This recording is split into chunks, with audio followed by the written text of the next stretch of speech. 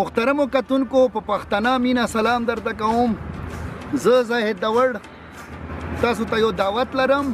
یقینا خبره ده چې د یو کوم ځاني تشخص نه وي نو هغې ته مخکې تلل او دنیا سره اوږه په اوږه مزل کول دا ډېر ګران شي.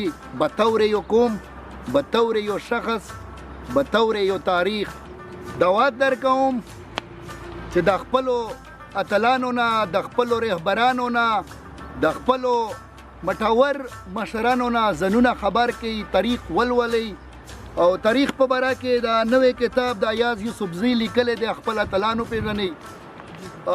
دا ځای که هر یو پښتون، خصوصا د لرې پښتونخوا چې کوم خلک دي، ځکه چې هغه د پښتون تاریخ نه بیخي نه خبره دی، نو که هغه دا ولولي او په ده کې یو د خپل انفرادي تشخص پیدا کولو دپاره ضروري ده چې اول په ده کې یو قومي تشخص راشي چې زه څه یم، چې تاسو د خپل اتلان وپېژنئ او خپل تاریخ نه خبر شئ چې مونږ سره چا په کومو جمو کې دوکه کړې ده، په کومو جمو کې مونږ ته خلکو پیدا رسولې ده او نقصان رسولې دی.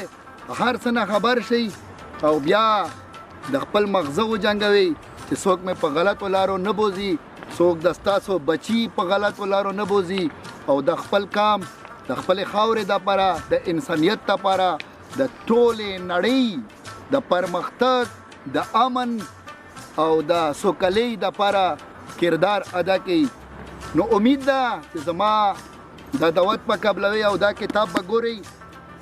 ډېره مننه، ډېره شکریه.